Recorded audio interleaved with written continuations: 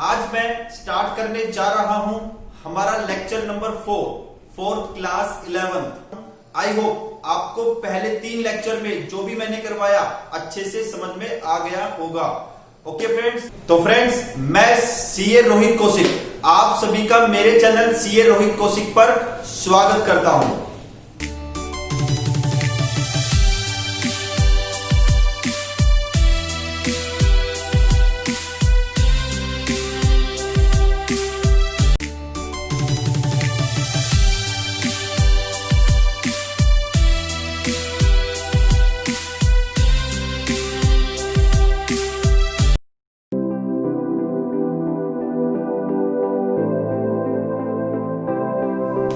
Students चलिए next accounting term start करते हैं जिसका नाम है ड्राइंग्स।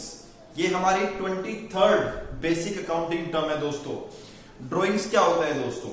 चलो फ्रेंड्स, होता क्या है, एक बिजनेस में अकाउंटिंग पॉइंट ऑफ व्यू से अगर मैं बोलूं, एक बिजनेस में जो प्रॉफिट की कैलकुलेशन होती है ना दोस्तों, वो ईयर के एंड में होती है। कब होती है दोस्तों? ईयर के एंड में।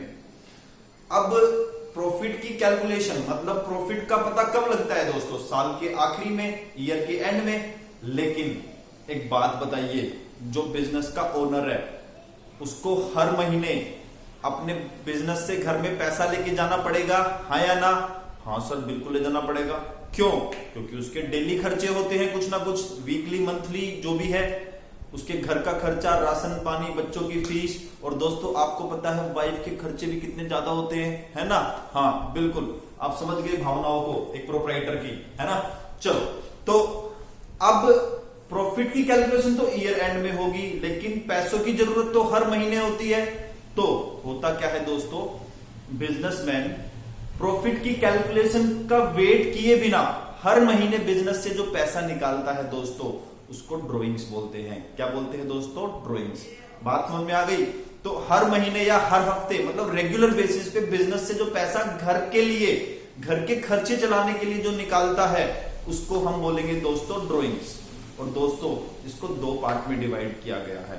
एक है दोस्तों ड्राइंग्स अगेंस्ट प्रॉफिट, एक होता है ड्राइंग अगेंस्ट कैपिटल। मतलब प्रॉफिट जो एस्टिमेटेड प्रॉफिट, जो प्रॉफिट होना है, उसका जो पैसा एडवांस में वो बिजनेस से निकाल रहा है, उसको हम बोलेंगे दोस्तों drawings against profit. Okay, amount withdrawn from business which is a part of estimated profit, जो लग रहा है कमाएंगे उसका पार्ट, उसका जो है ये पार्ट है। ठीक है दोस्तों। अब दोस्तों एक होता है ड्राइंग अगेंस्ट कैपिटल। दोस्तों जो पैसा ड्राइंग्स अगेंस्ट प्रॉफिट नहीं है उसको बोलेंगे drawing against capital. For example, मान लो प्रोप्राइटर ने, बिजनेसमैन ने 10 लाख रुपए लगा रखे थे, लेकिन उसको लग रहा था कि 2 लाख रुपए एक्स्ट्रा लगा रखे हैं। 2 लाख रुपए बिजनेस में लगा रखे हैं, यूज कोई हो नहीं रहा। एक काम करता हूं, बिजनेस से निकाल के कहीं पे प्रॉपर्टी खरीद लेता हूं। भाई बिजनेसमैन सोच रहा है, तो इसका मतलब बिजनेस ने अब जो 2 लाख रुपए निकाले हैं दोस्तों, क्या घर चलाने के लिए निकाले हैं? नहीं सर, घर चलाने के लिए बिल्कुल भी नहीं निकाले। तो किस लिए निकाले हैं? उसने निकाले हैं कहीं पे इन्वेस्ट करने के लिए, मतलब उसका पर्पस घर चलाना नहीं है। तो इसका मतलब क्या है दोस्तों? इसका मतलब this drawing is called drawing against capital. और दोस्तों सुनिए, इसको कैपिटल विड्रॉन भी बोलते हैं। क्या बोलते हैं? Capital withdrawn. और एक बात और सुन लीजिए, जो ड्राइंग अगेंस्ट प्रॉफिट है, उस ड्राइंग पे फर्म बिजनेसमैन से, प्रोप्राइटर से इंटरेस्ट चार्ज करती है। सर ऐसे क्यों होता है दोस्तों? इसका आंसर मैं आपको 2-3 या थोड़े लेक्चर्स के बाद दूंगा। एक प्रॉपर इसके ऊपर कॉन्सेप्ट होगा वहां पे। ठीक है, प्लीज अभी ना पूछे, अभी जो है टाइम की वेस्टेज हो जाएगी। ठीक है ना? अच्छा, दूसरा, अगर वो कैपिटल विड्रॉन करेगा तो उस पर कोई भी इंटरेस्ट बिजनेस चार्ज नहीं करेगा। ओके दोस्तों, चलिए, तो आई थिंक आपको ड्राइंग्स का कॉन्सेप्ट समझ में आ गया होगा। ओके, नेक्स्ट कॉन्सेप्ट, नेक्स्ट जो अकाउंटिंग टर्म है, that is cost of goods sold. दोस्तों क्या है कॉस्ट ऑफ गुड्स सोल्ड? जो भी माल आपने बेच दिया, उस माल पे डायरेक्टली जो आपने खर्चे किए थे, उसको कॉस्ट ऑफ गुड्स सोल्ड बोलते हैं दोस्तों। मतलब पेन का बिजनेस है और वो पेन दोस्तों आपने बेच दिए।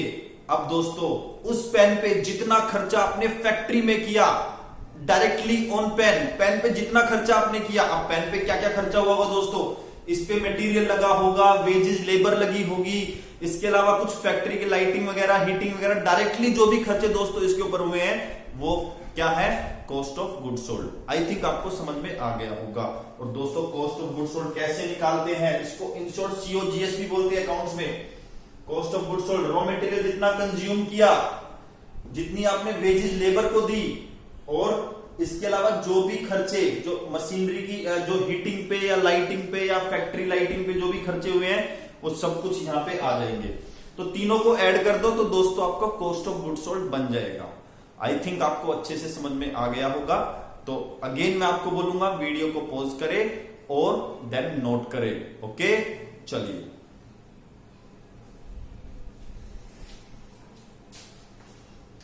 और फ्रेंड्स आगे बढ़ते हैं। और हमारी जो नेक्स्ट अकाउंटिंग टर्म है उसका नाम है डेप्रीशिएशन। क्या है दोस्तों, डेप्रीशिएशन। फ्रेंड्स डेप्रीशिएशन मैं आपको यहां पे नहीं करवाऊंगा। डेप्रीशिएशन के लिए मैंने एक स्पेशल वीडियो जो है बना रखी है और उसका लिंक मैं आपको डिस्क्रिप्शन में दूंगा इस वीडियो के। मतलब जो ये वीडियो है इसके डिस्क्रिप्शन में आपको डेप्रीशिएशन कॉन्सेप्ट सीखने के लिए एक वीडियो का लिंक मिलेगा, आप वहां से करेंगे। ओके दोस्तों, चलिए इसके बाद नेक्स्ट है आपका वाउचर। फ्रेंड्स वाउचर क्या होता है? फ्रेंड्स बिल्कुल आसान, जो भी आप ट्रांजैक्शन करते हैं, आपके बिजनेस में जो भी ट्रांजैक्शन होगी उसका जो एविडेंस आप लेकर आते हैं या आप एविडेंस इश्यू करते हैं दोस्तों, उसको हम बोलते हैं वाउचर। मतलब अगर मैं एक आसान भाषा में, एक लेमन की लैंग्वेज में बोलूं, हम दुकान पे जाते हैं और वहां से जो भी हम बिल, इनवॉइस या कैश मेमो या आप बोल सकते हो रिसीट लेके आते हैं दोस्तों, वो वाउचर है। मतलब एक लीगल डॉक्यूमेंट जो ये शो करे कि आपने ट्रांजैक्शन की है। ओके दोस्तों, तो एक बात और ध्यान रखने की यहां पे ये है कि कोई भी एंट्री आप रिकॉर्ड करेंगे बुक्स ऑफ अकाउंट्स में दोस्तों, तो यहां पे वाउचर के बेस पर ही करेंगे, विदाउट वाउचर नहीं होगा। ओके, चलिए नेक्स्ट है दोस्तों आपका books of accounts. Books of accounts क्या होता है? फ्रेंड्स जहां पे हम रिकॉर्डिंग करते हैं, जहां पे हम ट्रांजैक्शन को रिकॉर्ड करते हैं, वो आपकी होगी बुक्स ऑफ अकाउंट्स। मतलब कैश बुक हो गई आपकी, जहां पे कैश की ट्रांजैक्शन रिकॉर्ड करेंगे। इसके अलावा जर्नल बुक हो गई, जहां पे अदर ट्रांजैक्शन रिकॉर्ड करेंगे। ऐसे ही लेजर हो गई। सर ये लेजर क्या होता है? दोस्तों टाइम दीजिए, मैं लेजर के बारे में भी आपको बताऊंगा फ्यूचर में जाके। ठीक है दोस्तों, तो बुक्स ऑफ अकाउंट्स आसान भाषा में समझिए, जहां पे हम ट्रांजैक्शन को रिकॉर्ड करते हैं वो हमारी बुक्स ऑफ अकाउंट्स है। ठीक है, इसका एक एग्जांपल जो आपको आई थिंक समझ में आएगा, कैश बुक। ओके, चलो आगे बढ़ते हैं। नेक्स्ट आपका दोस्तों क्या? नेक्स्ट है आपकी entry. Friends transaction and event मैंने स्टार्टिंग में करवाया था। हाँ सर बिल्कुल करवाया था। तो वो ट्रांजैक्शन एंड इवेंट जो है एंट्री बन जाएगी रिकॉर्ड होने के बाद। कहां पे? बुक्स ऑफ अकाउंट्स में। मतलब बुक्स ऑफ अकाउंट्स में जब एक ट्रांजैक्शन और इवेंट को रिकॉर्ड करते हैं ना दोस्तों, वो एंट्री बन जाती है। क्या बन जाती है? एंट्री। चलिए नेक्स्ट है दोस्तों कॉस्ट। अब मान लीजिए कॉस्ट क्या होता है? जितने, देखो आपने कोई एसेट परचेज की, उसको वो आपको कितने में पड़ी। मान लो आपने एक एसी परचेज किया, आप एसी लेके आए, एसी का खर्चा दिया, उसके अलावा किराया दिया, उसका इंस्टॉलेशन दिया, तो टोटल एसी आपको चलने से पहले कितने में पड़ा? That is your cost. इसके अलावा आपका बिजनेस मान लीजिए पेन का है, पेन आपको टोटल कितने में पड़ गया, कितना खर्चा वो पेन का हुआ। मान लो आप 20 का पेन बेचते हो और आपको पता है 15 रुपए इस पे सारा खर्चा लग गया, सारी कॉस्ट इस पे 15 रुपए आई है, तो दैट इज योर कॉस्ट। आ गई बात समझ में? चलिए दोस्तों, तो नेक्स्ट है आपका दोस्तों book value. Friends book value क्या है? बुक्स ऑफ अकाउंट्स में ट्रांजैक्शन को रिकॉर्ड करते हैं, जिस वैल्यू पे रिकॉर्ड करेंगे बुक वैल्यू। मतलब बुक वैल्यू मतलब बुक में दिखाई गई वैल्यू दोस्तों। और फाइनेंशियल स्टेटमेंट में जो हमारे एसेट्स, लायबिलिटी और कैपिटल, फाइनेंशियल स्टेटमेंट में जिस वैल्यू पे हमने हमारे आइटम्स को रिकॉर्ड किया गया है, उसको हम क्या बोलेंगे?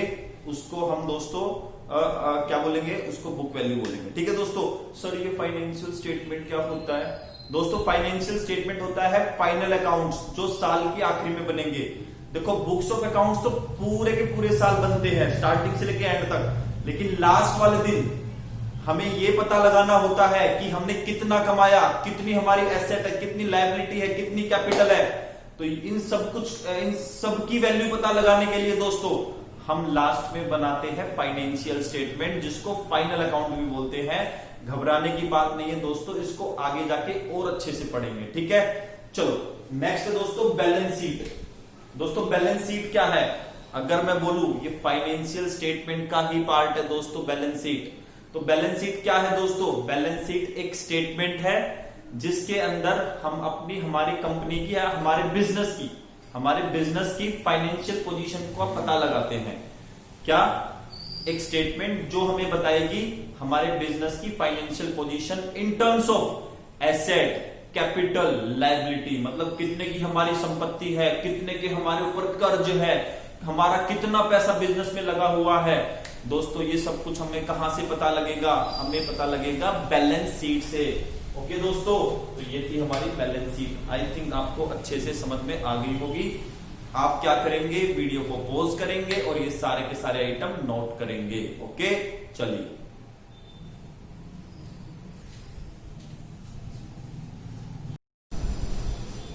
तो दोस्तों नेक्स्ट अकाउंटिंग टर्म है आपकी नॉन करंट एसेट्स। सर ये तो आपने करवा दी थी ना, फिर दोबारा करवाओगे क्या? हाँ दोस्तों सुनिए मेरी बात। नॉन करंट एसेट्स ऑल्दो मैं आपको करवा चुका हूं, लेकिन इसको ना थोड़ा सा मैं डीपली करवाना चाहता हूं। जितना मतलब आपके सिलेबस में है थोड़ा सा एक्स्ट्रा कराना चाहता हूं, ठीक है दोस्तों। चलिए नॉन करंट एसेट्स।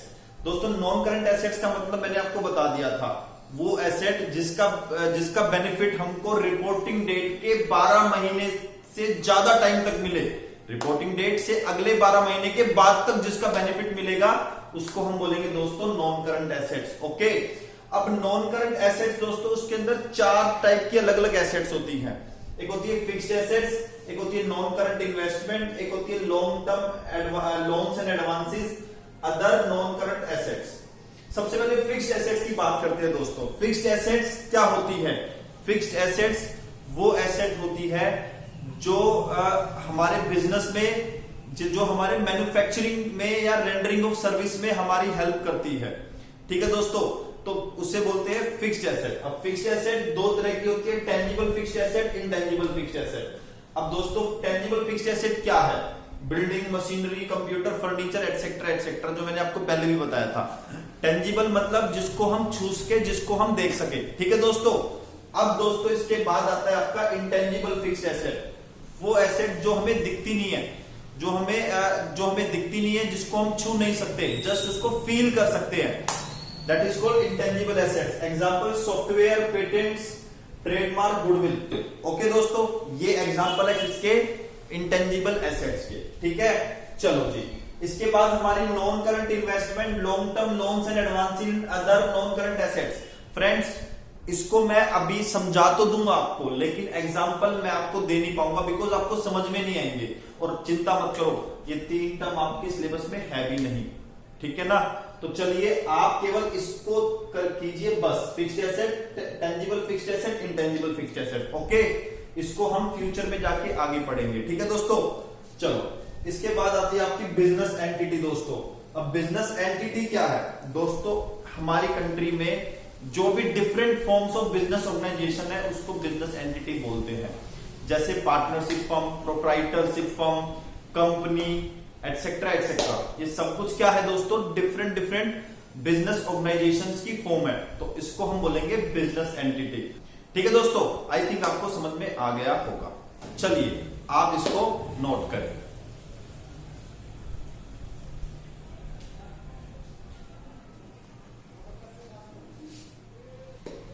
तो फ्रेंड्स आज हम इतना ही करेंगे, हमारा चैप्टर खत्म हो गया है।